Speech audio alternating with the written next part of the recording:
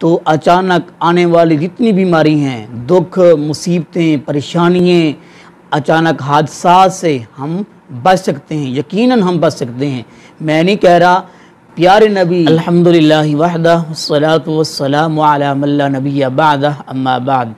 दोस्तों भाइयों, आज मैं आपको एक ऐसा वजीफ़ा, एक ऐसी दुआ बताऊंगा कि अगर वो हम दुआ पढ़ तो अचानक आने वाली जितनी बीमारी हैं, दुख, मुसीबतें, परेशानियाँ, अचानक हादसा से हम बच सकते हैं, यकीनन हम बच सकते हैं।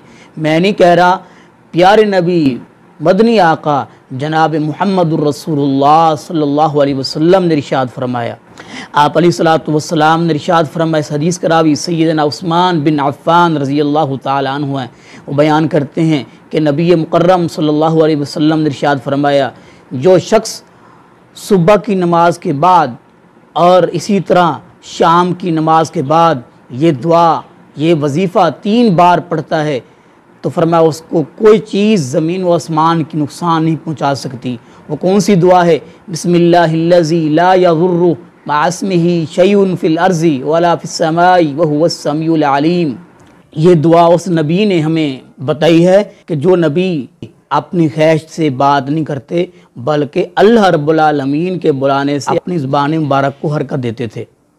इन हुआ इल्ला वहयुन यूहा, अल्लाह पाक वही भेजता। फिर आका अलैहिस्सलातु वस्सलाम इरशाद फरमाते, तो वो नबी अलैहिमुस्सलाम फरमा रहे हैं कि जो शख्स ये दुआ पढ़ता है सुबह की नमाज के बाद, सुबहान अल्लाह इल्ला माशाअल्लाह, हम तो नमाज पढ़ते नहीं हैं, तो 200 नमाज पढ़ के उसके बाद ये दुआ 3 बार सुबह के वक्त पढ़ी जाए और शाम की नमाज के बाद पढ़ी जाए तो आका अलैहिस्सलातु वस्सलाम फरमाते हैं कि कोई उससे कोई चीज़ नुकसान नहीं पहुंचा सकती। अल्लाह रब्बुल आलमीन से दुआ है, अल्लाह रब्बुल आलमीन हम सबको प्यारे नबी सल्लल्लाहु अलैहि वसल्लम की इन प्यारी प्यारी सुन्नतों पर अमल पैरा होने की तौफीक नसीब फरमाए। अगर हम इस पर अमल करेंगे तो हम बहुत सारी मुसीबतों, परेशानियों, टेंशनों और अचानक हादसा से हम बच सकते हैं। अल्लाह रब्बुल आलमीन हम सबको इस पर अमल पैरा होने की तौफीक नसीब फरमाए। आमीन। आखिरु दावाना अल्हम्दुलिल्लाहि रब्बिल